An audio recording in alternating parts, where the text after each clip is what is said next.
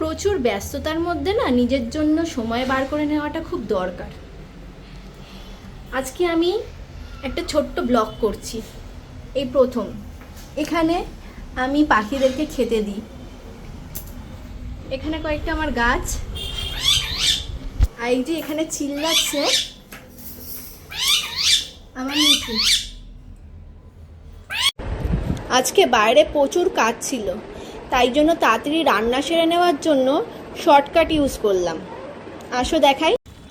আদা রসুনের পেস্ট, পেঁয়াজের পেস্ট, টমেটোর পেস্ট, পেঁয়াজ কুচি, লঙ্কার পেস্ট, আর সঙ্গে আছে নুন, হলুদ, লঙ্কা গুঁড়ো, জিরে গুঁড়ো আর টক দই, আর অবশ্য করে সর্ষের তেল, সব দিয়ে একসাথে মেখে বসিয়ে দিয়েছি।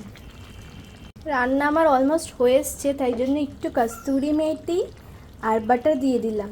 এখন একটু কিছুক্ষণের জন্য আবার ঢেকে দেব। আমার চিকেন কমপ্লিট। এটাকে ফ্রাইড রাইস বা রুটি দিয়ে খেতে ভালো লাগবে। সত্যি কথা বলতে ভাত জিনিসটা আমার একদমই ভালো লাগে না, এর জন্য বাড়িতে অনেক বকাও খেতে হয়, কিন্তু কি করব, সকালে চানা করেছিলাম। আজকের লাঞ্চের মেনু আমার এটাই। খাওয়ার শেষে একটু মিষ্টি না হলে চলে। ভিডিওটি ভালো লাগলে লাইক, সাবস্ক্রাইব প্লিজ। টাটা।